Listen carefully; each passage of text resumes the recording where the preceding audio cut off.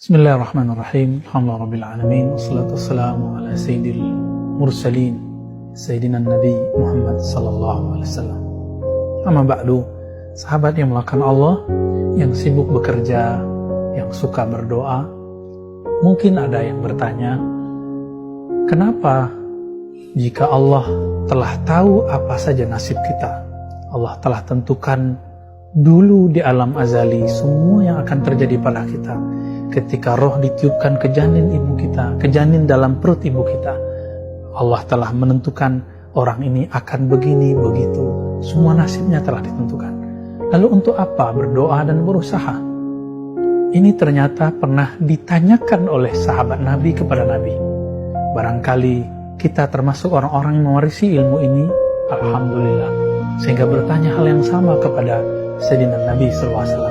Karena Sayyidina Nabi SAW telah Allah pindahkan alamnya, maka kita bertanya kepada pewarisnya, para ulama-ulama warasatul anbiya. Apa kata mereka? Mereka menjawab dengan jawaban yang Nabi jawab.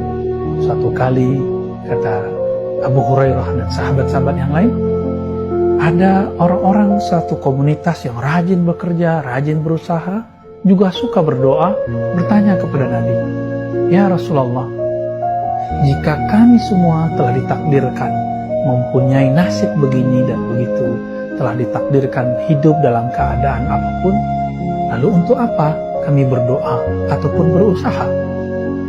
Apa jawaban Nabi Sallallahu Alaihi Wasallam dalam hadis Imam Bukhari? Nabi mengatakan, "I'malu fakullun muyassarun lima khuliqa lahu." Beramallah wahai sahabatku, karena setiap orang akan dimudahkan melakukan hal-hal yang telah ditakdirkan dia dulu di alam azali. Dulu di alam azali kita adalah roh, cahaya-cahaya, nur-nur yang dulu kita ditakdirkan dekat dengan siapa, melakukan apa. Nanti hal itu dengan wujud yang sedikit berbeda, itu terjadi di muka bumi ini. Tetapi teman-teman yang melakukan Allah, ketika roh ditiupkan ke dalam badan, maka muncullah satu energi baru yang disebut dengan nafs, jiwa. Jiwa inilah kemudian yang mendapat satu tugas yang disebut taklif. Yang taklif itu diartikan tugas dari Allah, dari syariatnya Allah Subhanahu wa Ta'ala. Inilah yang dikatakan di dalam Al-Quran, la yukallifullahu nafsan illa wus'aha. Tidaklah Allah membebani seseorang kecuali dengan usahanya. Dan orang lupa, ternyata doa itu adalah usaha. Orang-orang hanya berpikir bahwa usaha itu ketika dia mulai mengeluarkan modal, mulai kemudian beraktivitas. Tidak. Nabi SAW selalu mengatakan, min sa'adatil mar'i ayastakhira ilallah fi amri. Hadis Imam Ahmad dan hadisnya Hasan. Salah satu ciri-ciri orang punya usaha sukses ketika dia meminta persetujuan Allah dalam semua urusannya. Dalam berguru, dalam berteman, dalam berkomunitas, dalam bersafar, dalam bekerja, dalam berjodoh. Semuanya diatur. Istikharah isinya berdoa. Jadi untuk apa berdoa? Doa itu adalah minta restu kepada Allah. Doa itu adalah bermanja-manja kepada Allah. Bukankah sebelum kita berdoa, Allah sudah tahu? Makanya Al-Imam Abul Hasan Syazili memulai Hizb Bahar, salah satu doa yang beliau wariskan kepada murid-muridnya.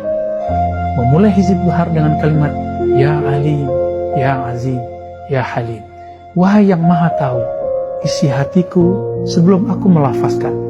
Wahai yang maha tahu nasibku sebelum aku diciptakan. Wahai yang mau tahu aku dengan hal-hal yang aku tidak tahu.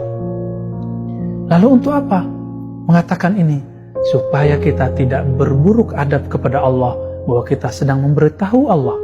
Kita berdoa bukan memberitahunya. Kita berdoa hanya bermanja-manja kepadanya. Kita berdoa hanya minta restu kemantapan hati kepadanya. Teman-teman yang melakukan Allah, Imam Natta'illah mengabarkan kepada kita, ciri-ciri doa kita, usaha kita direstui, ada lafaz yang sudah kita laporkan kepada Allah. Maka boleh kita sebut doa itu melaporkan bahwa kita mau melakukan sesuatu supaya Allah merestuinya. Maka perbanyaklah laporan itu kepadanya setiap malam kita, setiap saat. Inilah yang disebut dengan muhasabah. Maka Imam Al-Haris Al-Muhasibi, imam yang selalu melaporkan apapun yang dia buat setiap hari. Dulu Imamuna Ahmad bin Hanbal, murid Imam Syafi'i, pernah tidak menghargai orang ini karena menganggap Al-Haris Al-Muhasibi tidak mengajarkan hadis. Ternyata Al-Haris Al-Muhasibi mengajarkan inti dari ajaran hadis itu. Akhirnya Al-Imam Ahmad bin Hanbal menghormati beliau, bahkan mengambil berkah dari jubah Al-Imam Al-Haris Al-Muhasibi. Sahabat yang melakukan Allah, jadi untuk apa berdoa? Berdoa adalah melaporkan keinginan kita kepada Allah, meminta restu Allah, dan yang terakhir, meminta restu kepada Allah Subhanahu wa Ta'ala. Hidup ini hanyalah minta restu Allah. Inilah yang kita baca, Allahumma inna nas'aluka ridhaka wal jannah. Ya Allah, kami meminta ridhamu, restumu. Jika tidak ada ridhonya, maka orang taat pun tidak diterima taatnya. Jika tidak ada ridhonya, maka pemaksiat akan selalu dalam gelombang maksiatnya, selalu dalam lingkaran maksiatnya. Tapi jika Allah telah beri ridho, orang yang taat diterima, orang yang maksiat akan diselamatkan. Kita ini adalah para pemaksiat. Kita ini bermaksiat setiap saat. Maksiat badan dengan melakukan hal yang mungkar. Maksiat pikiran memikirkan yang tidak baik, yang jorok, yang vulgar. Maksiat kalbu ketika berhenti menyebut nama Allah. Maksiat ruh ketika kita tidak mengenal Allah Subhanahu wa Ta'ala. Betapa banyak maksiat kita, maka semoga Allah meridhoi kita. Teman-teman yang melakukan Allah, sahabat yang aku cintai, yang kami cintai, mari berdoalah kepada Allah, melaporlah kepada Allah, bermanjalah kepada Allah, mintalah restu ridha Allah. Semoga kita termasuk yang diridhoinya dengan segala kekurangan kita. Amin ya rabbal alamin. Wassallallahu ala sayyidil mursalin walhamdulillahi rabbil alamin.